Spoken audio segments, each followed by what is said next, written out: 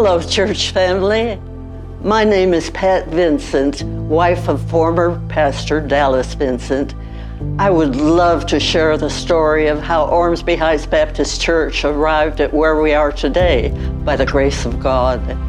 Ormsby Heights Baptist Church actually began as a Sunday school class and then became a mission in the year 1900. Then on April 30th, 1903, Ormsby Avenue Baptist Church was officially organized. Several pastors served at Ormsby Avenue as it expanded many times during the next 55 years in the Park Hill neighborhood. One of the greatest expansions in the ministry of the church under the leadership of my husband, Dallas Vincent, was relocating to 2120 Lower Hunters Trace as a new mission in 1960. For the next 40 years, laboring in love, Dallas and I saw hundreds of lives change through Jesus. One of the most significant outreach ministries under Dallas's pastorate was the vibrant bus ministry, which involved many church members in a weekly outreach to the community by filling the buses with children and bringing them to church on Sundays. Can you believe that I was 23 years old when I became your pastor? Joe Hardiman used to say, well, we just got him young when he didn't know anything and grew him up to suit ourselves. I think the Lord, when he called me, and I remember the call very well, and when the church asked me to come, I knew some preparation had been made for the church to move, and I promised the Lord on my knees at Ormsby Avenue Baptist Church, Lord, if you call me to this church and you let us relocate to this church, I will stay there the rest of my ministry. Now, brother, I didn't know the Lord was a literalist, but he is. And it's been a wonderful pilgrimage for me. You and I have been through good times together and difficult times together. We've been through 4 building programs, and you are sitting on the horizon of a 5th. We accumulated debt, but by your sacrifice and the Lord's grace, we are out of debt, and the church has a good building fund balance. Dallas instilled Ormsby Heights with a heart for reaching this community. His vision and heart for the community continued through Pastor Rick Bowden as he began his pastorate in 1998.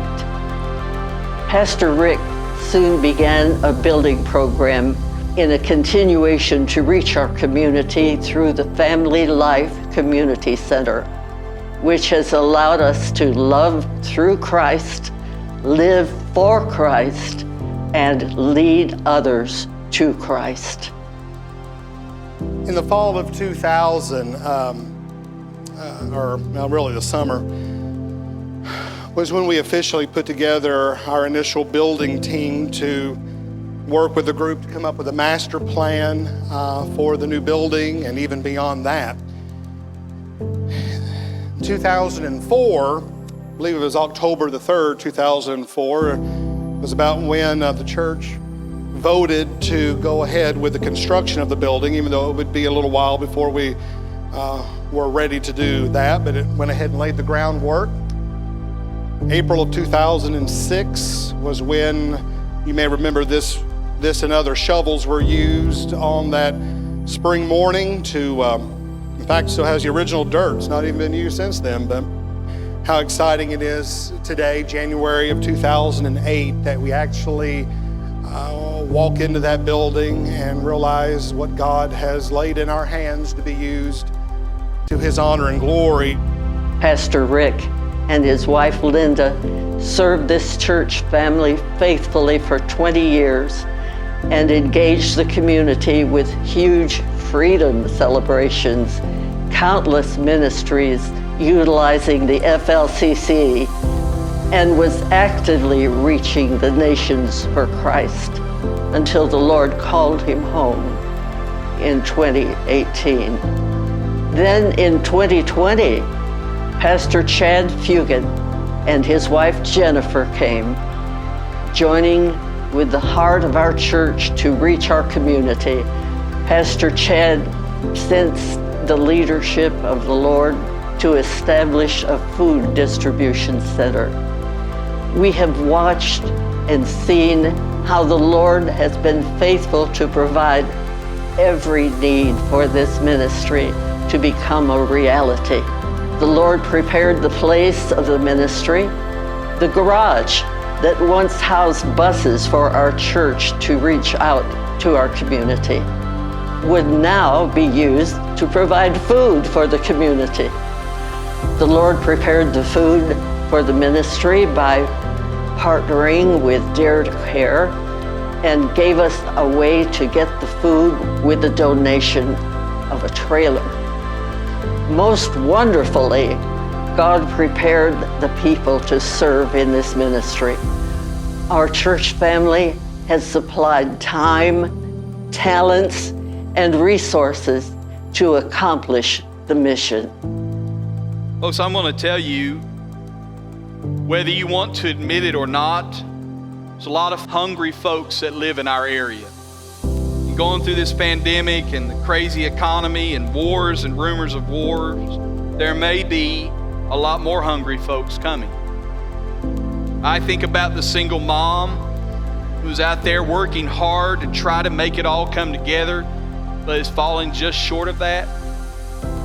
I think about the senior adult who has a lot more expenses than they realize they would have at this point in their life. Folks, I'm burdened for the hungry of our community, because I believe if Jesus were in this area, he'd be feeding the hungry too. But in making these plans very early on to feed the hungry, Bobby and I were having one of our Bobby and I conversations. And I looked at Bobby and I said, "Brother, I don't want to feed sinners who are going to hell so that they can go to eternal punishment with fuller bellies. We need to tell the people who come onto our campus about Jesus." I said, because Jesus said, "I am the bread of life. Whoever comes to me shall not hunger, for whoever believes in me shall never thirst." And that's when Bobby said, "Pastor, that might be what we need to name this ministry, the bread of life."